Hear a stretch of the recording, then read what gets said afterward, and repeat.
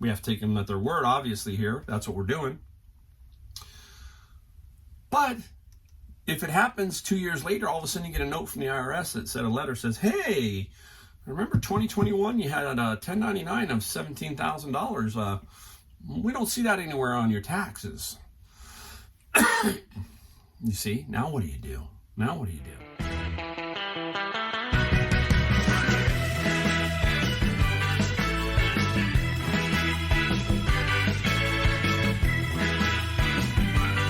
Hey everybody, Mike the Golden State Picker. We in the garage, but we're not going to talk about what we sold or what we found in this video. We're going to talk about a major screw up by eBay that they say they corrected. We're going to talk about that. We're going to talk about their 2022 winter update, which includes fees and a few other things. And then I'm having a little bit of an issue with something with eBay. I haven't seen this before, and I'm hoping that maybe some of you are experiencing it maybe. I think it's just a glitch. I'm going to have to wait around to the morning to see if it goes away, but I'll explain that also. And we're just going to talk about stuff, just talk about a little bit of stuff here. But the one big thing, that big eBay screw up, which I'm a little leery of, and I think you should be too. All right. Oh man, what a day. It's a beautiful day here in California. It's 80 degrees. We have not had, get this, no rain in almost 35 days. And the next 7 or 8 are no rain either. So we're looking at 42 days. In January, February, and March are our wettest months. January and February have been complete bust. December, we had that one really big storm which filled everything up to about 80%. I guarantee you they're going to hold it over us these 40 plus days, and we're going to be underwater rationing, all of that kind of stuff again. So I've got little gnats flying around here, so I'll probably swat at a few too, you know, boom, catch a few. Maybe want to land on my forehead, and you know, you guys can tell me that. Anyhow, we're going to talk about this eBay screw up, because I think it's a screw up. All right, I do, and it's interesting. Basically, what it is, it has to do with the 1099K. Now, most of you get 1099Ks because you sell more than $20,000 a year. But the people who are under $20,000 a year, you don't get a 1099. You're not supposed to. At least for 2021 and backwards. 2022, you're going to get a 1099 if you sell over $600. And a lot of people are really fired up over that because they were always butting up against the 20,000. Maybe they had 2 accounts that they were butting up against the 20,000. So that's going away. So if you're doing that, next year, you're going to get it. You're going to have to pay your fair share. Whatever, if you continue. Some people said, I'm not going to do it anymore. I think a lot of people are still going to do it and find out that, hey, it's not as bad as you think. If you have all of these expenses and stuff that you can now write off against that, you might find out it's not as horrible as you think. But let's attack it from this point. eBay made the error of sending hard copies to, I don't know if everybody got one. So if you got one, let me know. And if you didn't, let me know too. Either way, there's a gnat right there. Boom, got another one. So anyhow, let me know in the comments if you did get one or if you didn't get one and you're under $20,000. My son got one. He had about $3,700 of income, and he got a 1099K, and it threw me for a loop because I was like, why are you getting this? You shouldn't have got this. Next year you get one, but not this year. I mean, not 2021. And I was a little baffled. And then a friend of mine said he got 2 because he had 2 accounts, and he got them. But then we got emails. So he alerted me that he got an email. So I went in and looked at my son, and he had gotten an email too. And I'm going to read you the email. Okay. Now tell me if you got the email too. So here we go.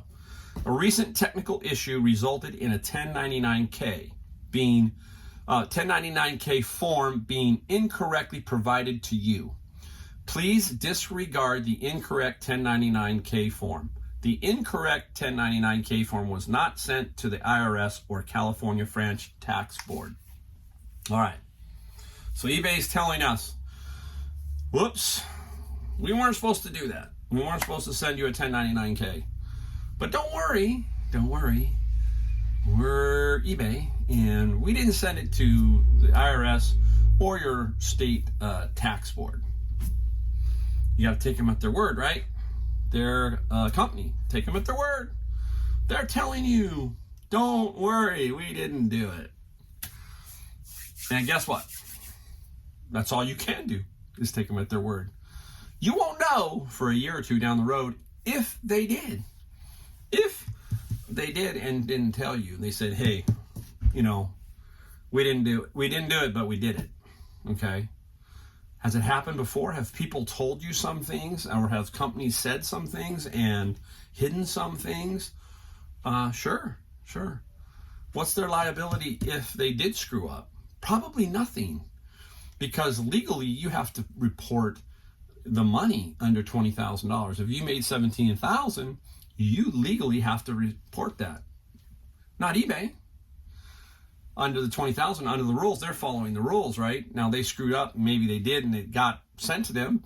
We have to take them at their word, obviously, here. That's what we're doing. But if it happens 2 years later, all of a sudden you get a note from the IRS that said, a letter says, hey, remember 2021, you had a 1099 of $17,000. We don't see that anywhere on your taxes. You see, now what do you do? I'm just saying. So I'm going to give you a couple examples, some interesting things of listening to people, even listening to me or anybody on the internet. You've got to really be careful. I make mistakes. Everybody makes mistakes. So I want to clarify this. I'm just using this as hypotheticals about eBay. They're telling us they didn't. I'm saying, okay, but.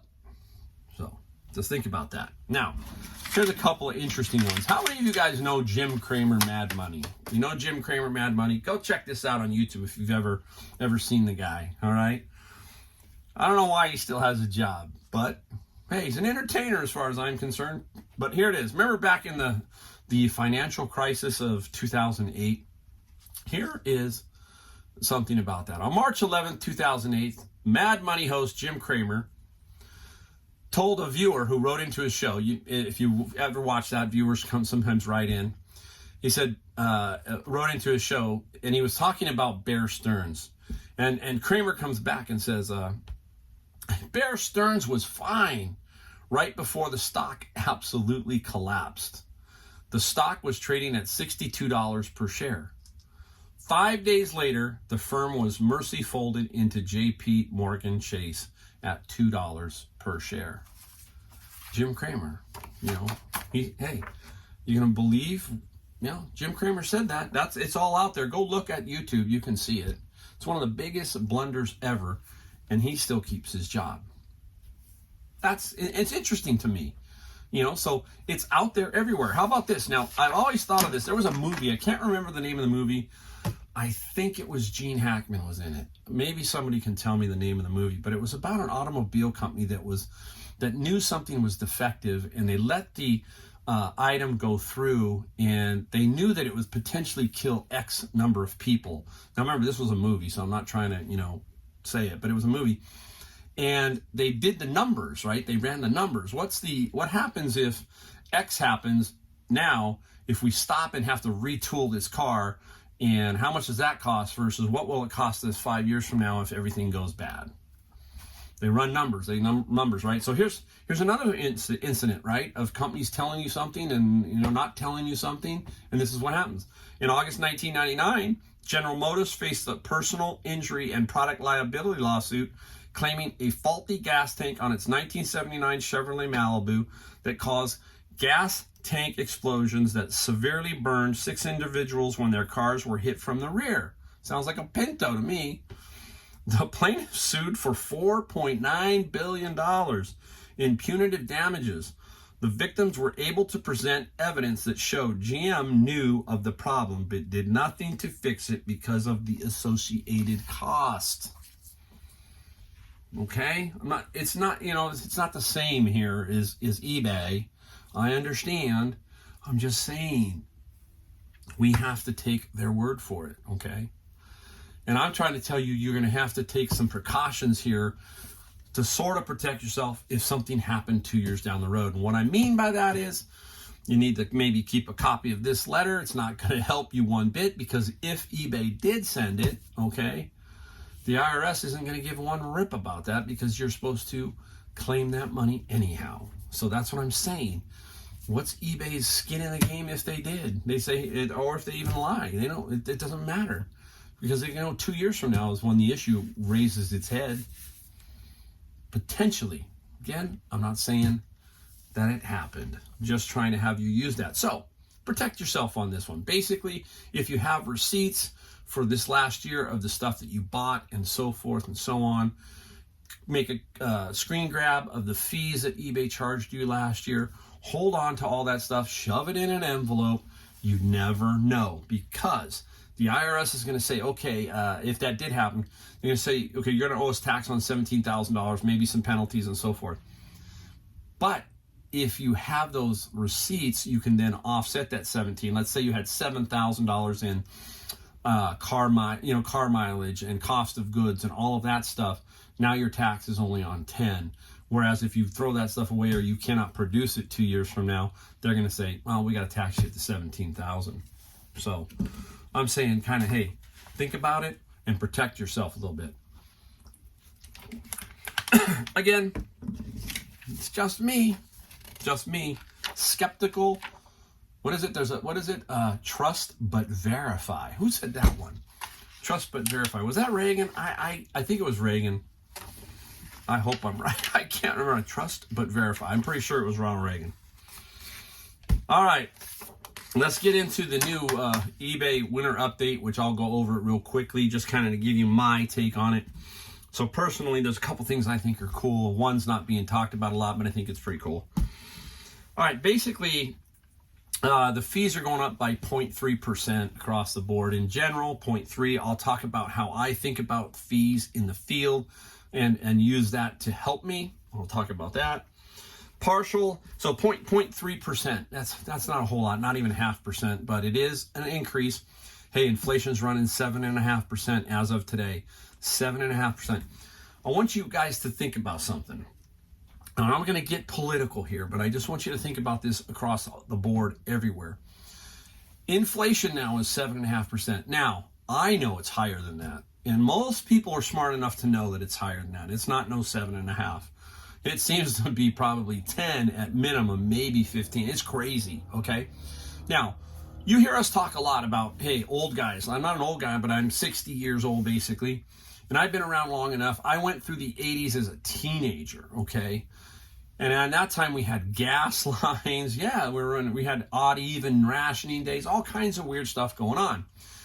But we had inflation at nearly 13, 14%.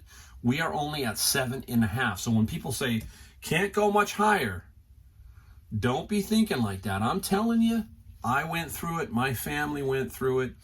And that can happen, okay? Also, interest rates have been notoriously low for 8 to 10 years right now. 8 to 10 years. Crazy low. Back in the days when that was going on in 76 to 80, right before Reagan came in, I'm not getting political here, but I'm just trying to give you a time frame. A home loan was 18, 20%. Think about that. 18 or 20%. There were people who were happy to assume, back then I think if you were assuming VA, home loans, all those kind of things, because you could assume them back then, they were happy to get 13%, okay? We were at nearly 2-3% for the longest time. So a lot of things aren't adding up right now. Inflation, interest rates are going to start coming up. It doesn't, again, we get back to this, we have to believe people, right? And you can see how the fallacies are here. It's just not, it doesn't seem to jive. So I'm telling you that reselling is a great way to try and offset this inflationary thing that's going on. All of these costs that are happening to people. They say wages are at their highest ever, but they're still not at the level of inflation. So you're still losing ground. You're swimming and swimming and swimming. And here's what happens. This is my opinion. This is what happens. They set floors. They set levels. So here we go. We are here. Inflation happens. They bump it up here. Some things come back, but most things stay the same. Stay the same. It's almost, I'm not saying collusion, but it's almost like they all know it, and they set a new floor. And then that floor lasts for 5-10 years. And then they bump the next floor. So these levels start to happen, right? And you never catch up. And you're always feeling like, I just can't get ahead. And it's true. If you take a look over time, it's true. So that's why reselling, that's why I'm so enthusiastic for people to just give it a try. Because if you can make 500 to 1,000, whatever it is, it will make a big difference in many people's lives. Many people's lives. So that's just my take on this whole thing. So fees are going up everywhere. Look at Netflix. I remember when Netflix raised its prices a few years back, and it was like people were screaming at the top of their lungs over that. Well, they just announced that they're raising their fees again, $2 or $3. There's no outrage this time. You see the psychology here? You see it? They stepped into the game. They said, hey, inflation's going up. Ooh, let's get in the game. Let's all get in the game. See, they're all now getting in it, and they're all use that as the excuse to bump everything up and create the new floor. There's the new floor, okay? Now, some things do adjust. Gasoline, some food prices. But once they get them locked in and get you used to that, that's the floor. That's the new floor. That's my opinion. Told you, you get a lot of stuff here. You get a lot of crazy stuff here too sometimes, but that's just my opinion. So we have the 3% fee. Let's get to the rest of the stuff real quick. Partial refund, when you give a partial refund, so you get a partial refund on the fees. So let's say you have a $50 item, you give a $10 credit because something's wrong. You're going to get some fees credited back on the $10. So that's fair. That's a good thing. Should have been that way all along, but that's still fair. Much fair. Now, the one I think that's pretty interesting and should have been this way no matter what was, because they've had plenty of time to do this, is the 30-cent fee. PayPal used to charge every transaction 30 cents. Well, eBay went to managed payments so that they could grab that 30 cents. That's what they wanted. They wanted that 30 cents. Now, that 30 cents will be returned to you when a customer cancels. When a customer cancels, believe it or not, they were keeping the 30 cents, eBay, when customers canceled. Think about the amount of money that eBay was making off of that, okay? For doing pretty much nothing. 30 cents. They should have never, ever taken the 30 cents. But now they're going to give the 30 cents back to you. So you'll be square if a customer cancels. If you do, that's not going to happen, I don't think. So, all right. The other thing is they're doing improvements on the best offer, auction payment, all that kind of stuff, I think. They said they've been doing it since October. To be honest with you, I have yet to see that. I had 2 non-payments this past week, and I've had to deal with that. And the reason why you don't like those is, number one, you want your product to sell. They obviously bought it. But if you forget sometimes and it doesn't get relisted, you've got a dead wood item sitting in your garage or your basement or your shed, and you haven't listed it. You got to go back in and do it yourself on some occasions. Sometimes eBay will relist it, but a lot of times it just sits there in the ended item, and you got to go in there and redo it yourself. And both those items I had to do myself. And it took me a couple of days because I forgot. And I managed to remember, but you can see how that can happen. You can forget on that. All right, the other one is the messaging experience on the app. When somebody sends you a message or something, you get that little box that says 250 characters, 500 characters, whatever you got to do, put in there. What a hokey thing that was, right? Never seemed to work right. Add a photo. It looks like that is one of the biggest changes I'm going to like, is it's changing more to a messaging look. You know, like how we message now people, it's going to look like that. And that is much, much better to me. There was a little photo of how that was potentially going to look. So that looks really cool. That looks interesting to me. I like that. That feature is really, really potentially interesting. All right. So that's pretty much what I took away from the 2022 winter update. I want to give you a little thing how I think about the overall fee structure in my mind when I'm working. When I'm out thrifting, garage sailing, flea market, all that kind of stuff, I use 20%. Some people use 15, I use 20. Now, why, Mike, do you use 20? It's math. Number one, it's easier because 15 and 20, if you're trying to figure that out, it's a little bit more tricky. For example, let's use a $100 item. If I think a item's going to sell for $100, I know that the fees are $20. 20% of 100, right? $20.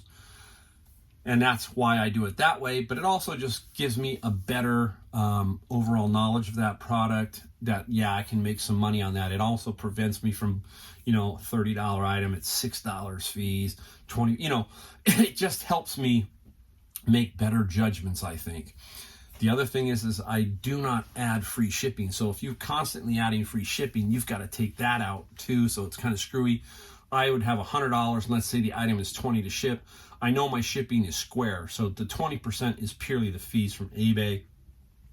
Just gives me a better, quicker, I'm faster. So if it's $80, it's 8 times 2, 16. You see what I mean? The 2 is easy. 2 times 5 is 10. You can see where I'm coming at with that. So that's how I think about things like that in the field. It's just mostly a speed thing, but also prevents me from potentially buying something that maybe I shouldn't buy. That's just me. There's a tip for you from me. All right, the issue I'm having, last thing. I went to go ship something that should have gone to FedEx, 2 items that went FedEx, and it was both grayed out when I put in the weights and the measurements, and I hit OK. It only allowed me to pick USPS. UPS and FedEx were grayed out down below. And I'm like, what the heck? So I redid the browser, did all kinds of stuff, and it was giving me fits. So now I'm going to wait till the morning to see what's going on. I'll check it later tonight, see what's going on. But I'm concerned about that because, you can't do without FedEx and UPS. So I've got to watch that. So if you're having that problem, put a comment down below if you saw that tonight. I don't know, I'm just asking out there to see if anybody else has seen that. And I'll let you know if it clears up, that kind of thing. So hey, there you go. A little different video. Remember those 1099s? Just think about it. Just think about it. You never know. You absolutely never know. All right, guys, hey, we'll see you next time.